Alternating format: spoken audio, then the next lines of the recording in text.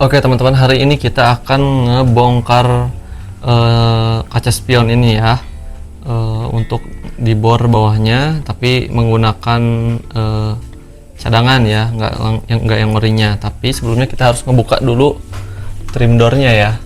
Trim doornya ada apa aja? Ini kelihatan ya, di sini ada baut, ada kancing di sini, dan juga di sini di dalam pegangan atau saku koin ya.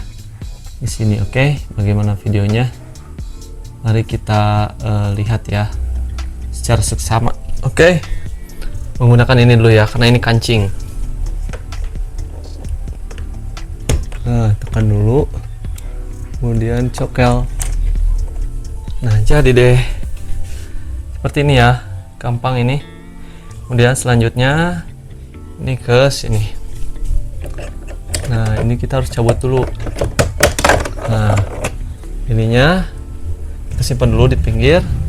Kemudian saya akan menggunakan bor biar lebih cepat ya.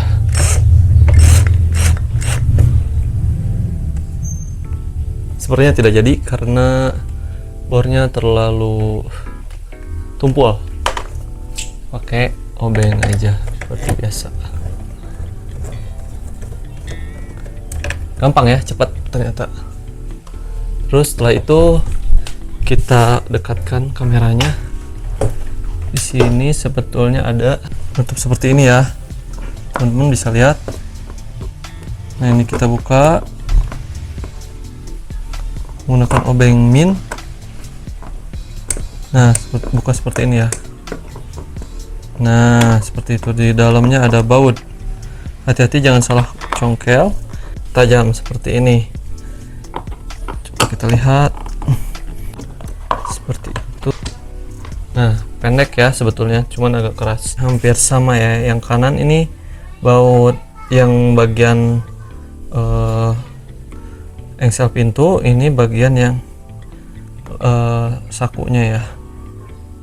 Ini tidak ada perbedaannya sebetulnya, cuman warnanya aja yang hitam sama yang sedikit kotor. Oke, balik lagi ke sini. Kita dari samping. Kalau dari samping ada pegangan ya. Nah, samping kereta, samping bawah.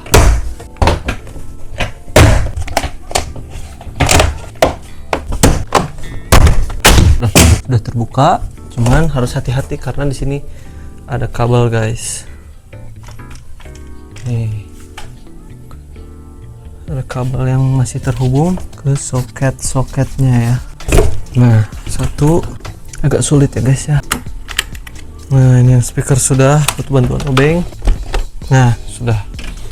Nah, ini dan ini ya hasilnya. Oke, nextnya kita buka spion itu ya. Oke, sekarang kita akan membuka spion itu ya. Pertama-tama kita harus cabut soketnya yang ada di sini ya. Nah, ditekan ya belakangnya seperti ini, baru dicabut. Nah, ini menggunakan kunci 10 ya. Coba kita. Nah, oke, gampang ya, mudah hammer. Tinggal satu lagi ya. Ini bisa dilihat. Ini harus dipegang karena akan jatuh. Nah, sip. Belum jatuh ternyata. Ini sudah menempel dengan ininya ya, cover hujannya, jadi agak susah. Nah, seperti ini ya. Sudah copot. Ini ada kancingnya juga ya.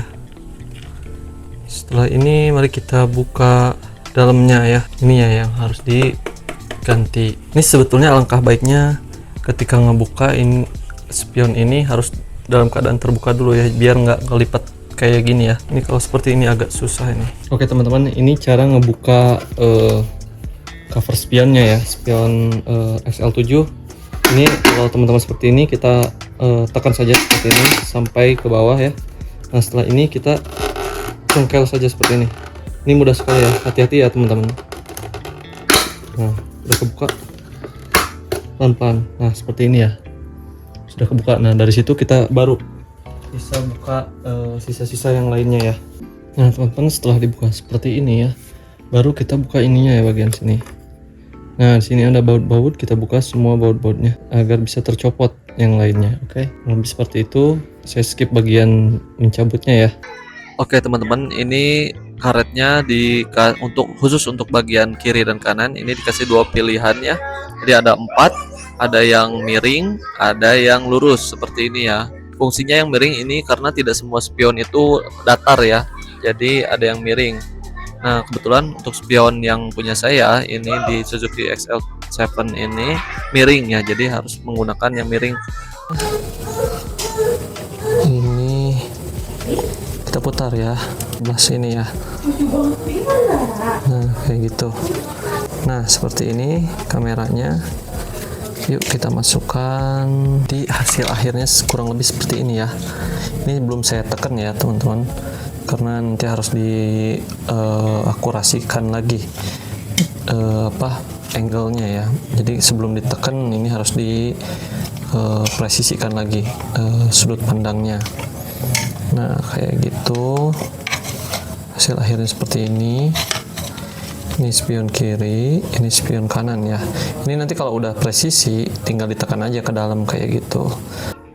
Nah, teman-teman, beginilah hasil akhirnya ya. Nah, untuk ngebuka cover belakangnya ini teman-teman memerlukan kartu semacam e-tol atau ya semacam kartu ATM kayak gitu, tapi jangan kartu ATM ya. Kartu yang lain aja, entah itu time zone atau apa, untuk mencokel bagian pinggir-pinggirnya ya biar tidak kelihatan lecet. Nah, ini untuk sambungannya ya. Nah, saya minta bantuan kabel penjepit dari avometer untuk menarik jalur kabelnya dari bawah sehingga akan rapi muncul ke atas, terus dimasukkan ke samping ya kayak gitu. Nah, ini proses memasukkan ke dalam spionnya ya teman-teman. Saran untuk membuka spion ini harusnya teman-teman bisa buka dulu cover anti hujan atasnya ya. Kalau enggak bisa patah nanti kalau dipaksakan. Nah, kayak gitu kita masukkan lagi. Setelah masuk lumayan agak sempit tapi bisa sebetulnya dipaksakan ya, karena dari bawaannya aja ini udah lumayan padat di rongga-rongga kabelnya ya.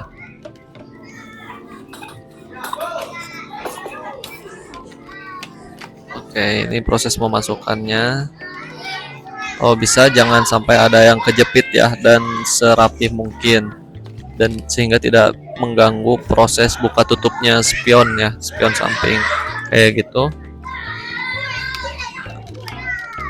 Nah, pastikan seperti semula ya dan rapi. Nah, kayak gitu. Setelah itu kita masukkan. Nah, cover hujannya itu kita angkat dulu, langsung masukkan. Nah, seperti itu ya. Nah, kurang lebih seperti ini. Ini terlihatnya sangat rumit tapi sebetulnya bisa-bisa aja. Ini saya untuk bagian kirinya saya skip karena sama aja ya sebetulnya, biar durasinya nggak terlalu panjang kayak gitu. Nah, ini triggernya saya sambungkan ke spion trigger kamera kiri ya. Tapi teman-teman, setelah saya cobain ini terlalu sering pindah-pindah juga mengganggu produktivitas saat bermain musik ya. Maksudnya menjalankan lagu di mobil.